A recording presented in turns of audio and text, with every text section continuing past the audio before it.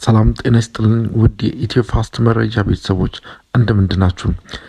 ዛሬ አመሻሹን የወጡ ትኩስ ዜናዎች አሉ። አብራችሁን ቆዩ። ተወዳጁ አርቲስት እና ሙዚቀኛ ቴዲ አፍሮ ኬንያ ሞምባሳ ፍቅረኛሞች ቀንን በማስመልከት ደማቅ የሆነ ኮንሰርቱን ሊያዘጋጅ ነው። ቀኑን በሙሉ ኬንያ ውስጥ በሚገኘው ሞምባሳ ላይ ባለው የተንጣለለ የሐይቅ ዳርቻ ላይ የተዝናኑ ይውሉና አመሻሹን ደግሞ ከቴዲ አፍሮ ጋር ምርጥ ጊዜ እንዲያሳልፉ ቴዲ አፍሮ ጋብዟቸዋል። የመግቢያ ዋጋውም ካሁኑ የተቆረጠለት ሲሆን ለአንድ ሰው 229 ብር፣ ለሁለት ሰው 379 ብር፣ ለሶስት ሰው 559 ብር እንደሆነም አፍሮ ሳውንድ አሳውቋል። በሌላ ዜና ጠቅላይ ሚኒስትር ዶክተር አብይ አህመድ አመኑ። ጠቅላይ ሚኒስትሩ በኢትዮ ትግራይ ጦርነት ወቅት አክሱም ስለክ ከኋላ ይገባሉ። አሁን መቀሌ ስንገባ ደግሞ ገብተው ትልቁን ከተማ ዳሜጅ ያደርጋሉ ብለን ከነሱ ጋር ከአሁን በኋላ ከወቅሮ እናልፋለን ብትሉ ወያኔ ትተን ወደ እናንተ ነው የምንዞረው ውጊያ ብለን ወቅሮ ላይ ኤርትራ ጦር ኃይሎች ገብተው ትግራይ ክልል ውስጥ ጭፍጨፋ መፈጸማቸውን አምነዋል። የትግራይ ክልል ውስጥ በሚገኙ ከተሞች አዲግራትና አክሱም ላይ በርካታ ወጣቶችን የኤርትራ ወታደሮች መግደላቸውን ወይም መጨፍጨፋቸውን ያመኑ ሲሆን ከኤርትራ ጋር የተጣሉት በዛ ወቅት መሆኑን አብይ አህመድ አሳውቀዋል።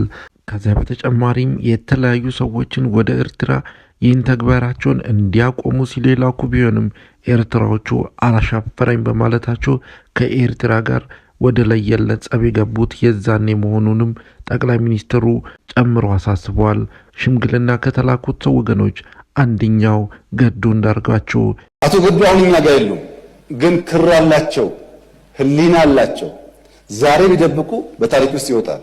ለምን ጉዳይ ነው እንደተነጋገሩ እሳቸውም ያውቃሉ፣ ሻዕቢያም ያውቃል፣ እኛም እናውቃለን። የዛን ጊዜ የነበረው ምክትል ጠቅላይ ሚኒስትር መሆኑንም ለህዝብ ተወካዮች ምክር ቤት ዛሬ አሳውቀዋል። ከውጭ ባገኘነው ዜና ዶናልድ ጄ ትራምፕ ኢራንን ለመምታት እየተዘጋጀን ነው አሉ።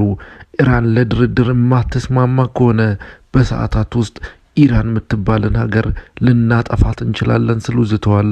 ኢራኖችም ለመደራደር አሁን ባወጣው መረጃ በውጭ ጉዳይ ሚኒስትራቸው ቱርክ ላይ የድርድር ሁኔታው እንዲመቻች ለአሜሪካኖቹ አሳውቀዋል። አሜሪካም የውጭ ጉዳይ ሚኒስትሯ ከእስራኤል ቀጥታ ወደ ቱርክ ሄዶ ድርድሩ ላይ እንዲሳተፍ ወክለዋለች። ዶናልድ ጄ ትራምፕ ግን የሚታመነው አይመስልም። ምክንያቱም ማንኛውንም አይነት እንቅስቃሴ እንዲወስዱ ሁሉም ነገር አሁን ላይ በእጃቸው ነው።